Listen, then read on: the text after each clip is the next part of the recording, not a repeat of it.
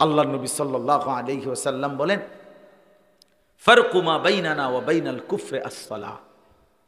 নবীজি বলছেন আমাদের মাঝে আর কাফেরের মাঝে পার্থক্য নামাজ। নামাজ প্রমাণ করে এটা মুসলমান না কাফের, বেঈমান, এটা প্রমাণ হয় নামাজ। কিসের মাধ্যমে? সবাই বলেন। মুসলমান প্রমাণিত হয় কিসের মাধ্যমে? আগা কাটার মাধ্যমে। জি না, আপনারা না বানায় নিছেন এটারে, এটা আপনারা সমাজের মানুষ বানায় নিছেন যে আগা কাটলে কয় মুসলমানি করাইছে। আগা কাটলে মুসলমানি আবার করায় কেমনে? মুসলমানি করে কেমনে? আবার মুসলমান তো হয়, মুসলমান তো এটা একটা পরিচয়। কয় আগা কাটছে, কয় মুসলমানি করাইছে। মুসলমানি করাইছে কি? আবার আল্লাহর কোন পৃথিবীর কোন কিতাবে, নবীজির কোন হাদিসে, কোন কারো কোরআন সুন্নার কোন কিতাবে, আসমানের নিচে জমিনের উপরে কোন আলেম ওলামা কেউ কোনোদিন বলে নাই এই আগা কাটারে মুসলমানি করানো এটা আপনারা বানাইছেন। এটা তো খতনা, এটা একটা সুন্নাত, একটা আমল, ইসলামের একটি গুরুত্বপূর্ণ আমল এটা খতনা করা। কথা বোঝেন নাই আমরা? কিন্তু এ কি মুসলমান না অমুসলমান এটা আগা কাটা দিয়া প্রমাণ না, এটা সেজদা দিয়া। সেজদা বেটা তুই মুসলমান না বেঈমান এটা চিনা যায় সেজদা দিয়ে, কপালের সেজদা দিয়ে। এটা চিনে নাও বাবা, বুঝে না। চা দোকানদারি করতে গিয়ে নামাজ পড়েন না, একটা সামান্য দেড় বুইরা অটো চালায়। হায় হায় রে মুসলমান, কত নিকৃষ্ট গাদ্দার। সামান্য একটা সিএনজি চালায়, অটো চালায়, একটা রিক্সা চালায়, কদ্দুর খেতে কাম করে, দোয়ানদারি করে, এই সামান্য কদ্দুর কামের জন্য এক ওয়াক্ত নামাজও পড়েন। মুসলমান এত নিকৃষ্ট হয় কেমন? এত বড় জালিম মুসলমান কেমন? আবার এই বেশরম আবার আল্লাহর কাছে চায় কেমনে? একটা সেজদা দেয় না, আবার কোন আলেমে দ্বীনের কাছে বলে হুজুর দোয়া করেন আল্লাহ যাতে ব্যবসায় বরকত দেয়, ফলাগা যাতে বিদেশ পাঠাইতে পারি। কোন শরমে বলো বেটা তুমি? কোন লজ্জায় বলো? তুমি তো আল্লাহকে পছন্দই করো না, তুমি তো আল্লাহকে সেজদাই করো না। বলেন, আপনারা ফিরতে শিখেন। হাতে ধরা মোবাইল ধরা যাবে না। ওলামায়ে কেরামের চেহারার দিকে তাকায়া শুনলে বরকত হয়। এই জন্য আল্লাহর কথা শুনবার জন্য আগ্রহ থাকতে হয়, আন্তরিকতা থাকতে হয়, মহব্বত থাকতে হয়, গ্রহণ করার মানসিকতা থাকতে হয়। তাইলে গিয়ে লাভবান হয়, পরিবর্তন হয়। এমনিতে দেখবেন কত মানুষ আছে শুক্রবার দিন মসজিদে ইমাম সাহেব জুম্মার বয়ান করে, অনেক মাঝ বয়সী বয়স্ক লোক সামনের কাতার গুলোতে বসে বসে জিমায়। এই ইনারা এ যেমন আছে এমনই থাকে, জিন্দিগির কোনো তেমন উল্লেখযোগ্য কোনো পরিবর্তন নাই। যে সমস্ত কিশোর ছেলে যুবক পিছনে বৈশা দেখা যায় মসজিদের পিছন দিকে বসে কথা বলতেছে, দুষ্টমি করতেছে, ঠেলাঠেলি করে, মোবাইল টিপে, একজনের শার্ট ধরে টান মারে, দুষ্টামি করে, মস্কারি করে, এই ফালতুই থেকে যায়। ওই আর কোনো কামে লাগে না। কখন ঢুকছেও জাহেল, বেরো হয়েছে জাহেল। মানে মসজিদে যখন ঢুকছে তখনও জাহেল, মসজিদ থেকে যখন বের হচ্ছে তখনও কি জাহেল। যেমন ছিল তেমন। এভাবেই বছর যায়, এভাবেই সপ্তাহ যায়, কিন্তু তার জীবনে কোনো পরিবর্তন নেই। মূল কারণ সে গাফেল। যত মানুষ গাফেল তত মানুষ মাহরুম, বঞ্চিত। এটা মনে রাখতে হবে। কোন গাফেল আল্লাহর পছন্দের না। গাফেল লোক বঞ্চিত হবে। কোরআনুল কারীমের মধ্যে আছে, আল্লাহ তাআলা বলছেন যত লোককে আল্লাহ জাহান্নাম দিবে, যত লোক দিয়ে আল্লাহ, যত মানুষকে দিয়ে আল্লাহ জাহান্নাম পূর্ণ করবে, তাদের সকলের সম্মিলিত পরিচয়, একসাথে পরিচয় হলো, কোরআনে বলছে আল্লাহ উলাইকা হুমুল গাফিলুন, আল্লাহ বলেন এই সবগুলো লোক কেন জাহান্নামী হলো? কারণ এরা ছিল গাফেল। কোরআন শরীফের আয়াত। এরা মূলত গাফেল, অমনোযোগী আর কি, পাত্তাই দেয় নাই আল্লাহর কথা। ওই ভাই ওই যে এটা বন্ধ করো, নাকি রিদম বন্ধ করো, এই যে ঢেউ খেলে যে আওয়াজটা, স্বাভাবিক আওয়াজ তো, স্বাভাবিক। কই অপারেটর কই? তো এই জন্য বললাম এটা জরুরি ভাইয়া, পরিবর্তনের জন্য আন্তরিকতা লাগে। ওয়াহদি ইলাইহি মান ইউনিব। কোরআনুল কারীমের মধ্যে আল্লাহ তাআলা বলেন যে আল্লাহর দিকে ঝুঁকে আসে আল্লাহ এগিয়ে তাকে হেদায়েত দিয়ে দেন। কিন্তু বান্দা ঝুঁকতে হবে, বান্দার মধ্যে গ্রহণ করার আগ্রহ থাকতে হবে, আন্তরিকতা থাকতে হবে। আপনি পাত্তাই দেন না হুজুরদের কথা, আলেমের কথা, আপনার কোনো পরিবর্তন হবে। 60 বছর বয়সেও পরিবর্তন, 60 বছর এখনো বিড়ি গান। এটা কি ধরনের প্লাস্টিক মানুষ আপনি বলেন? 60 বছর বয়স্ক একজন বুড়ো লোক আজও যার লজ্জা শরম হয় নাই, তেবড়ার আর কোন বছর হবে বলেন? 60 বছর বয়স এখনো চা দোকানে বসে টেলিভিশনে নর্তকীর নাচ দেখে। কেমন অসভ্য রুচি, আল্লাহ, কেমন নিকৃষ্ট রুচির মানুষ, চিন্তা করে দেখেন। 60 বছর বয়সেও কি পরিবর্তনের সময় হয় নাই? 50 বছরও কি নিজেকে বদলানোর টাইম হয় নাই? কারণটা কি? কারণ হলো গাফেল। কারণ একটাই, গাফেল। মনে করছে জীবন মানে হইল এ খাইয়া পইরা জি ফুট বউ জি লইয়া বাজার সদাই করে যে খাইতে পারতেছি, ঘুমাইতে পারতেছি আর পেশাব পায়খানা করি, খালাস, এরই নাম জীবন। এতটুকুর নামই জিন্দিগি। এইটা যাদের কলিজায়, যে মানুষগুলো শুধু দুনিয়াটাকেই বুঝছে, তো তাদের জিন্দিগি এমনই হয়। এই জন্য বাপ রাগ হইয়েন না। আমি আগে সব সময়ের জন্য বললাম, শুধু আমার ওয়াজটার জন্য না, যেই কোনো আলেমে দিন, আপনার গ্রামের হোক, এলাকার হোক, অপরিচিত হোক, সব হুজুরে সারা পৃথিবী চিনতে হবে এটা জরুরি না। এটা জরুরি না। হেদায়েতের জন্য জনপ্রিয় হইতে হবে এটা জরুরি না। আল্লাহর কথা গ্রহণ করতে হবে। বক্তা তো জনপ্রিয়, কিন্তু আপনি তো আগের মতোই, তো লাভ হইল কি? হুজুর হইছে, হুজুর একেবারে বহুত দূরের তে আইছে, মনে চাঁদের দেশের থেকে হুজুর আসছে, একবারে মঙ্গল গ্রহ থেকে উনারে প্রথমে বিমানে নামাইছে, এরপরে ট্রাকে করে এনে আনছে, মনে করি বিশাল হুজুর, একেবারে বিশাল, 50 হাত লম্বা হুজুর। কিন্তু আপনি তো বেরিয়ে গেন, তো লাভ হইল কি? আপনার তো সিদ্ধান্ত আপনি বদলাবেন না, আপনি নামাজ পড়বেন না, হালাল খাবেন না, তো তাইলে লাভ কি? হুজুর আইনা লাভ কি বলেন? এজন্য নিজের ভিতরে মানসিকতা থাকতে হয়, নিজের ভিতরে অনুভূতি জাগতে হয় যে হায় আমি আসলাম কোত্থেকে, আমারে কে পাঠাইলো, আমি কেন আসলাম,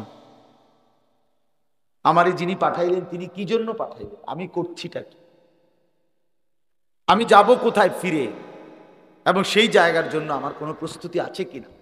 এদ্দুর দেমাগ, আকল, বুদ্ধি বিশ্বাস করেন যার নাই, সে মুসলমান কি? সেটা 365 দিন, এক বছর, এক বছরে কোনোদিন ফজরের নামাজ পড়ে না, সে জানেও না কোন দিন ফজরের ওয়াক্ত কখন, নামাজ কখন, জামাত কখন। এটা কি ধরনের মুসলমান বলেন? এটা কি মুসলমান? এটা হাইওয়ান আর চতুষ্প জন্তু ছাড়া আর কি এটা বলেন? এই জন্য আজকে অসংখ্য মানুষ, আমরা নওজোয়ান ছেলে পেলে টোটালি আখেরাত ভুলে গেছে, চেনেই না আল্লাহ, আখেরাত, পরকাল,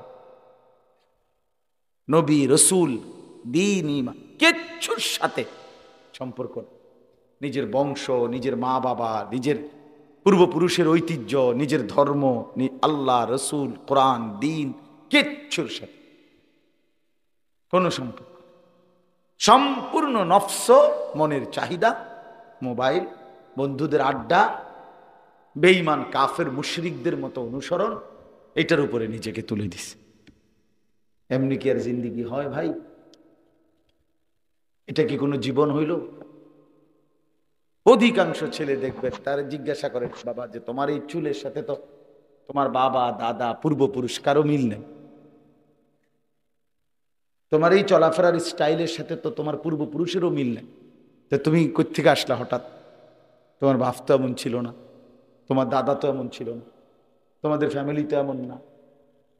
তুমি এই ছাগলের মতো, জঙ্গলির মতো, এই আফ্রিকান জঙ্গলের মতো তুমি এই চুল কি রাখলা? এটা এ তো কাফেরের চুল। যাদের চুল এগুলো বড় বড় ভাই, এ তো বেঈমানের চুল, সরাসরি বেঈমানের চুল, কাফেরের চুল, মুশরিকের চুল। তাইলে একজন ছেলে আল্লাহকেও ভুলে গেল, ইসলামকেও ভুলে গেল, বাপকেও ভুলে গেল, বংশকেও ভুলে গেল, এটা কি ধরনের মানুষ বলেন আপনারা? ছেলেরা তোমরা বলো ভাই। এইভাবে বুঝি মানুষ পেছনটা ভুলে যায়, নিজের অস্তিত্ব যে ভুলে যায়, শেকড় যে ভুলে যায়, যে জানি না সে কে, কোত্থেকে আসছে, কেন আসছে। এটা কি ধরনের মানুষ বলে? এই জন্য ভাই এটা মনে রাখতে হবে। কোরআনুল কারীমে স্পষ্ট আছে, আল্লাহ বলছে যে তার মনের ইচ্ছা মতো চলে, আল্লাহ বলছে সে মানুষ নয়, সে চতুষ্পদ জন্তু। কসম আল্লাহ, ইনহুম ইল্লা কাল আনআম, সে আর কিছু নয়, শুধুই জানোয়ার, শুধুই চতুষ্পদ জন্তু, হাইওয়ান। এটা নিজের ইচ্ছা মতো চলে। কিসের আল্লাহর বিধান, কিসের রাসূলের বিধান? বাদ দে বেটা এই সমস্ত হুজুরার এসব কথা বাদ দে। আমার যা মন চায়, আমার যা ভাল লাগে আমি তাই করব, এরে আল্লাহ তাআলা বলছে চতুষ্পদ জন্তু। একে আল্লাহ তাআলা মানুষ বলে নাই বাবা। এজন্য আপনারা যারা বাবা আছেন, পর্দার আড়ালে যারা মা আছেন, আপনাদেরকেও বলি, আপনার জীবনটা 60 বছর লাগাইয়া যদি আপনার চোখের সামনে ছেলেটা মুসলমানের কোনো চিহ্ন না থাকে, হ্যাঁ, আপনার জীবনের অর্জনটা কি? এই সংসার কার জন্য করলেন? এই ক্ষেত, এই কামাই, এই রোজগার, এই ঘাম পড়লো মাথার, কার জন্য? এই হাইওয়ানের জন্য? আমার 40 বছর আমি শেষ হইল বুঝি এই নাফরমান আমার ঘরে একদিন, কোনোদিন 16 বছরের ছেলে, 14 বছরের ছেলে মেয়ে কোনো দিন ফজরের নামাজ পড়ে না, একদিনও না। এত বড় জানোয়ার আমার ঘরে বড় হয়, পালে, আমি কারে খাওয়াইলাম? হেই বেটা, এই জিন্দিগির কি অর্থ আছে? কার জন্য রোজগার করলাম? কেন 26 বছর বিদেশ করলা? কেন 20 বছর বিদেশ করলা বাবা? কার লাগে? এই হাইওয়ানের জন্য? কি চাচা বলেন, ইনসাফ কি বলে? হ্যাঁ, বেচারা 32 বছর বিদেশ করে, তোমার বেড়ি পুরা বাজারে বাজারে ঘুরবে, এই জন্য এই কষ্ট, এই রোদে পোড়া,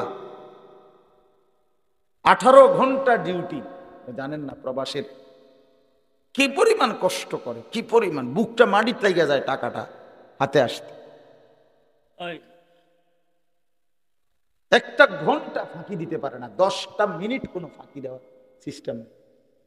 আমি যে দূর দেখছি সৌদি আরবে, এই হজ উমরায় তো প্রতি বছরই গেলে মানুষ, আমাদের প্রবাসীদেরকে দেখি, অনেক প্রবাসীদের রোমে বাসায় বয়ান করতে যাই, দেখি তাদেরকে, ওরাম খোঁজখবর নেয়, কি কষ্টটা করে, কি কষ্ট। 18 ঘন্টা ডিউটি, 16 ঘন্টা ডিউটি, 12 ঘন্টা ডিউটি, 12 ঘন্টার দিছে তো নাই। এত কষ্ট, এত রক্ত পানি করা, টাকাটা বাড়িতে পাঠায়, আর এই অপদার্থে সারাটা দিন 2 আঙ্গুলে মোবাইল টিপে, ছবি দেখে, উলঙ্গ নাচ দেখে, জিনা ব্যভিচারের দৃশ্য দেখে। হায় আল্লাহ, বেচারার অর্জনটা কোথায়? বেচারার এই কষ্টের কি অর্থ আছে? ওই বাবার অর্জনটা কি? সে কি পেল তাইলে জীবন? এই জন্য আপনারা প্রত্যেকেই, ছেলেরা তোমাদেরকে বলি, ভাইয়া ভাবা উচিত এটা। আমি প্রতিদিন বলি, এতটুকু যদি আমরা না ভাবি, অভিভাবক যারা আছেন, বাবা মা, আপনারাও ভাবা উচিত যে আমার জীবনের অর্জনটা, আমি যে এই কষ্টটা করলাম। যেমন আমার আব্বা, একটা উদাহরণস্বরূপ বলতেছি, আমার আব্বা ইন্তেকাল করছেন 2015 সালে। তাইলে আমার আব্বা 43 বছর একটা মসজিদে ইমামতি করছে, প্রাইমারি স্কুলে মাস্টারি করছে। এই ছিল আমার আব্বার কর্ম। তা আমরা 5 ভাই 3 বোন। আমার আব্বা ইন্তেকালের আগেই, জীবিত থাকতেই আল্লাহর দয়ায় আমার আব্বা 5 ছেলে, আমরা 5 ছেলেই আলেমে দ্বীন হয়েছি, 5 জন। তো 3 বোন আল্লাহর কোরআন শিখছে, দ্বীন শিখছে, পর্দা শিখছে। 5 ভাই 3 বোনের প্রায় 28 থেকে 29 জন সন্তানাদি এখন। এরা একজনও আল্লাহর কোরআন পড়তে পারে না, এমন একজন। তাইলে আপনি বলেন, বাবার একটা হিসাব কবরে ফেরেশতা জিজ্ঞাসা করলে তো উনি দিতে পারেন যে আমি কি রাইখে আসছি জন্য। একজন মুসলমানের এটা হিসাব করা উচিত, আমি কি রেখে কবরে যাচ্ছি। আমার যখন ফেরেশতা জিজ্ঞাসা করবে কি রাইখে আসছি, তখন আমি কি বলব? কি বলবেন আল্লাহর সামনে? কি রেখে আসছে? ঘরে একটা রঙিন টেলিভিশন রেখে আসছে। আমার বউ বাচ্চা দেখছি আইবার আগেও তারা প্রতিদিন নর্তকীর নাচ, জেনা, ব্যভিচারের দৃশ্য, নাটক, সিনেমা আমার ঘরে বইসা আমার টাকায় কিনা টেলিভিশন থেকে তারা দেখতেছে। আমি এটা রেখে গেছি। সব ছেলের হাতে মোবাইল, মেয়ের হাতে মোবাইল। ছেলেও নামাজ পড়ে না, মেয়েও পর্দা করে না। এই নাফরমান আল্লাহর দুশমন, এই লানতের যোগ্য অভিশপ্ত মানুষগুলো বংশধর রেখে আমি কবর।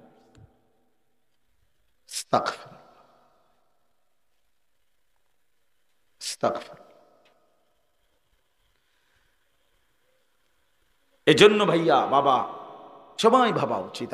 আমিও, আপনারাও, আমরা সবাই ভাবা উচিত। কোরআনুল কারীমের মধ্যে আছে ইব্রাহিম আলাইহিস সালামের ব্যাপারে আল্লাহ তাআলা বলেন, ওয়া জাআলাহা কালিমাতাম বাকিয়াতান ফি আকিবিহি। ইব্রাহিম আলাইহিস সালাম, আকিব মানে বংশধর। ইব্রাহিম আলাইহিস সালাম তার বংশধরের জন্য কি রেখে গেলেন? আল্লাহ তাআলা বলেন, ইব্রাহিম আলাইহিস সালাম তার বংশধরের জন্য কালিমাতাম বাকিয়াতান, মানে লা ইলাহা ইল্লাল্লাহ, তাওহীদ, তার বংশধরের জন্য রেখে গেলেন। বংশধরের জন্য তাওহীদ রেখে, আল্লাহর প্রতি ঈমান, সাচ্চা মুমিন, এটা রেখে গেছে। কোরআন শরীফে আছে, আম কুনতুম শুহাদা ইদ হাদারা ইয়াকুবাল মাউত ইজ ক্বালা লিবানিহি মা তা'বুদুনা মিন বাদি। রব্বুল আলামিন বলেন, স্মরণ করো, শুনে নাও বান্দারা, আমার নবী ইয়াকুব যখন মৃত্যুর মুখোমুখি, মৃত্যু সজ্জায়, তখন তার 12 জন সন্তান সকলকে একত্রিত করে ইয়াকুব নবী মৃত্যুর মুহূর্তে বললেন, কোরআনে আল্লাহ বলেন, ইয়াকুব নবী ছেলেদেরকে মৃত্যুর মুহূর্তে বললেন, মা তা'বুদুনা মিন বাদি, সন্তানরা বলো তোমরা আমার পরে কার ইবাদত করবে? এটা জানতে চাইছেন, দলিল না, দুনিয়ার হিসাব না। বলছে, বাবারা আমি তো চলে যাব, তা আমি শুধু শুনতে চাই শেষবারের মতো, আমি যদি দুনিয়াতে নাও থাকি তবুও তোমরা কার গোলামি করবে? ক্বালু না'বুদু ইলাহাকা ওয়া ইলাহা আবাইকা ইব্রাহিম ওয়া ইসমাঈলা ওয়া ইসহাকা ইলাহান ওয়াহিদা। ছেলেরা বলল, বাপ আপনি কোনো চিন্তা করবেন না, আমরা আপনার মৃত্যুর পরেও আপনার যিনি মাহবুদ, আপনার পূর্বপুরুষ ইব্রাহিম ইসমাইল ইসহাকের যিনি মাহবুদ, সেই আল্লাহরই বন্দিগি করে যাব। হ্যাঁ, তাহলে এখানে দুইটা জিনিস, একটা হলো বলছে আব্বা আমরা আপনার যেই ইলাহ এবং আপনার পূর্বপুরুষের ইলাহ তাদের সেই আল্লাহ তার ইবাদত করে। তো ইব্রাহিম ইয়াকুব আলাইহিস সালাম নিশ্চিন্ত হলেন। ওই যে ওই বেটারে মোবাইল ব্যবহার করতে নিষেধ করছেন না, শুনছেন না আমি নিষেধ করছি, গাদ্দার। মেন বিষয় হলো মানে আমার মোবাইল আমি চালামই হুজুর, বুঝেন নাই কথাটা? আপনার মতো আরো বড় হুজুর কইল, কারণ কিছু মানুষের জিন্দিগি এমন ভাবে মিটছে এটা সে কল্পনাই করতে পারে না মোবাইল ছাড়া। তার একটা ঘন্টা মানে তার যদি দুইটা হাত খুললাম এরপরও সে এতটা সন্তুষ্ট হবে না যদি একটা ঘন্টা তার মোবাইল থেকে আলাদা রাখেন, সে হার্ট ফেল করবে, আত্মহত্যা করবে, আত্মহত্যা। হ্যাঁ,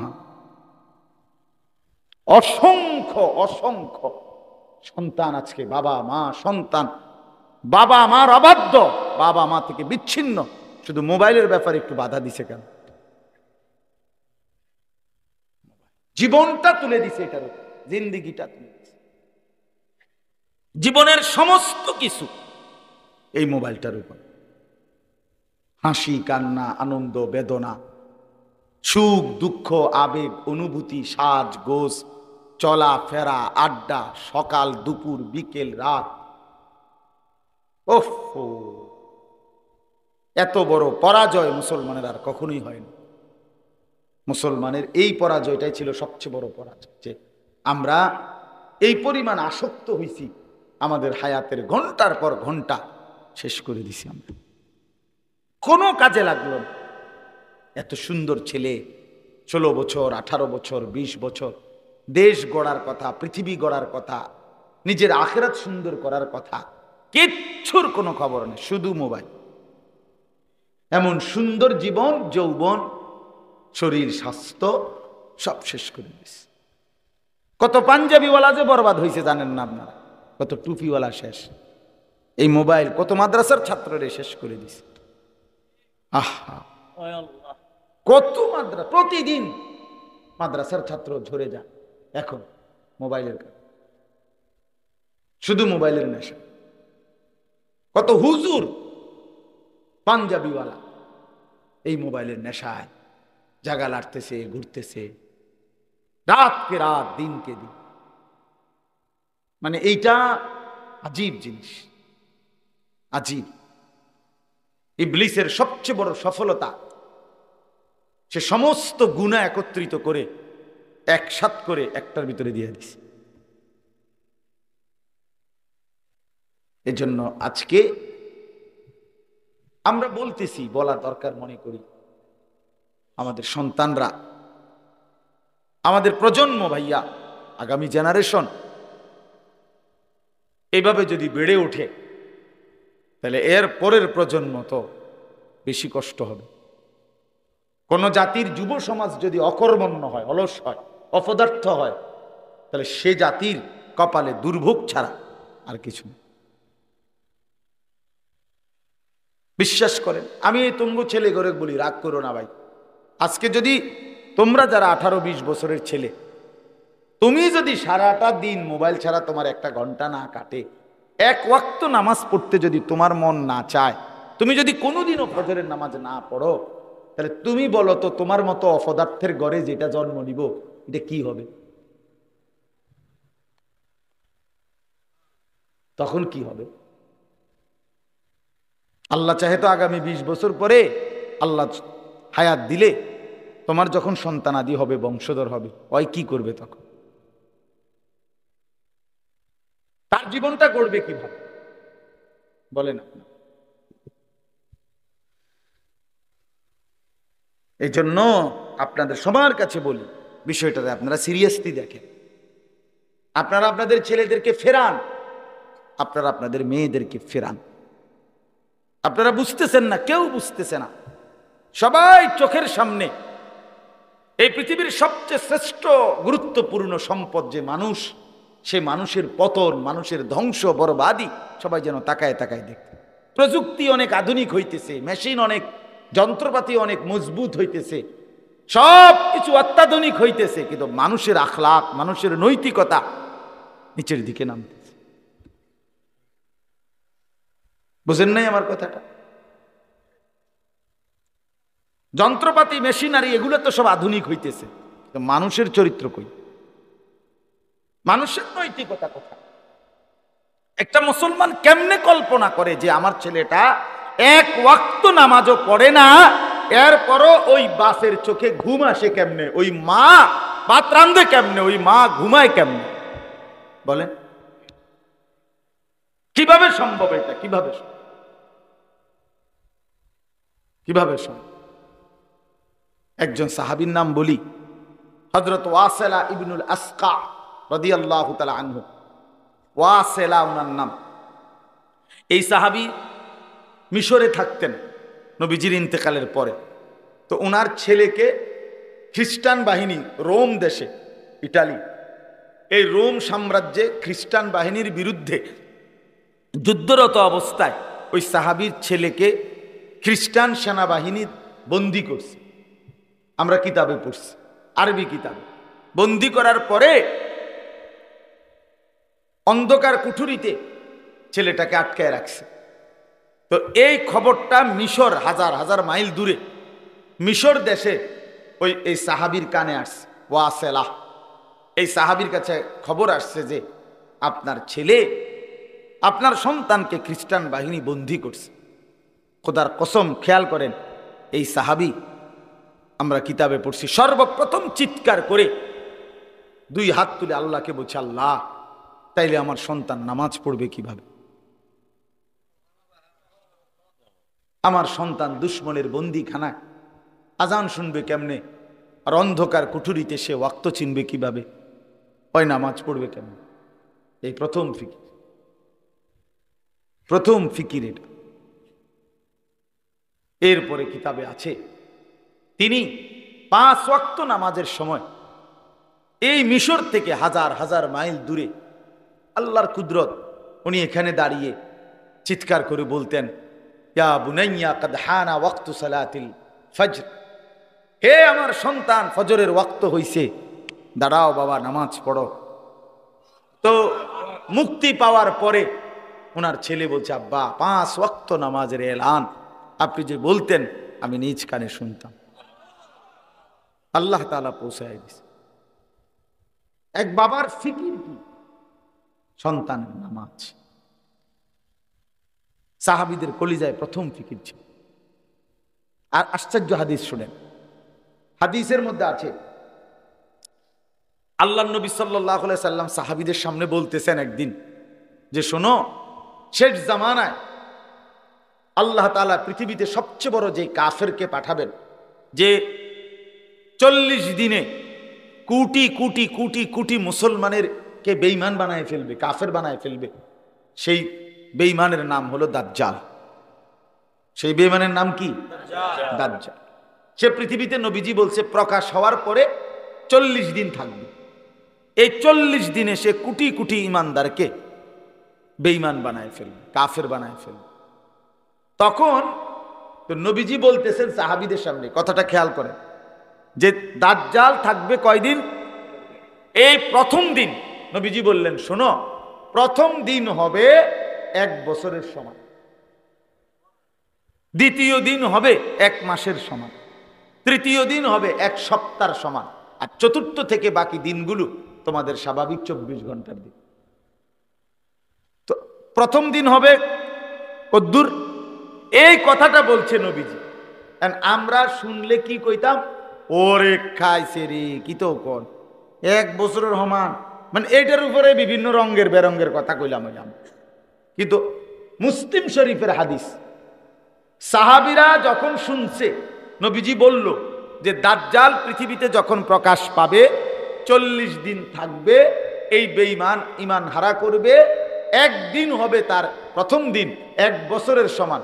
কসম আল্লাহর, সাহাবীরা নবীজিকে প্রথম এই কথা শুনেই প্রথম প্রশ্ন করছে, হাদিসে আছে যে ওই 1 বছর ইয়া রাসূলুল্লাহ, আমরা কি একদিনের নামাজ পড়বো নাকি 1 বছরের নামাজ পড়বো? মানে ওনাগো প্রথম চিন্তা কি? নামাজ। পরে কি হইব না হইব, কেমনে কাটবো 1 বছর, হেটা চিন্তা পরে, আগে হলো নামাজ পড়বো কেমনে।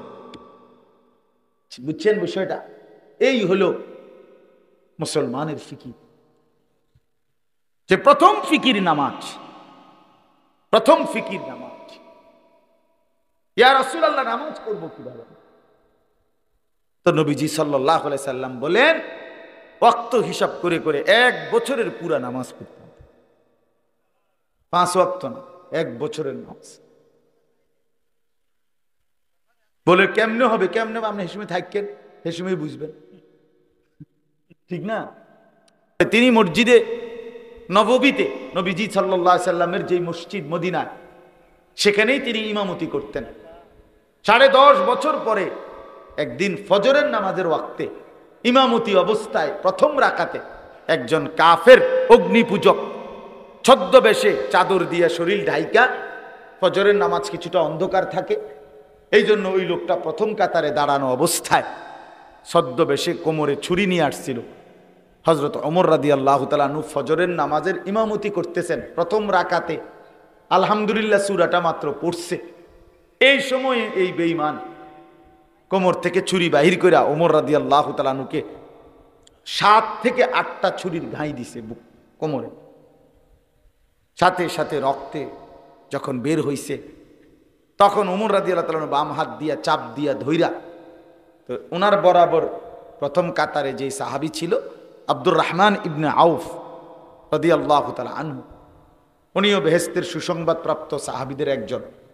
এই উনারে টান দিয়া আইনা ওমর রাদিয়াল্লাহু তাআলা আনহু রক্ত মাখা এই হাত, উনি বুঝছেন আর দাঁড়াই থাকতে পারবে না। হযরত ওমর এই সাহাবীকে টেনে ইমামের জায়গায় দাঁড় করাইয়া সরে গিয়ে শুধু একটা শব্দ বলছে, আব্দুর রহমান, আগে নামাজ শেষ করো, তারপরে আমারে ধরো। আমরা কিতাবে পড়ছি হযরত ওমর কাঁটা মুরগির মতো তরফাইছে, কিন্তু সাহাবায়ে কেরাম আগে নামাজ আদায় করছে, আগে নামাজ পড়ছে, ফজরের নামাজ। তুমি যুবক যদি নামাজই না পড়ো, তুমি ঈমান বাঁচাইবা কেমনে? তুমি ঈমান বাঁচাইবা কেমনে বাবা? তুমি দাজ্জালের হাত থেকে বাঁচবা কিভাবে? জাহান্নাম থেকে বাঁচবে কিভাবে?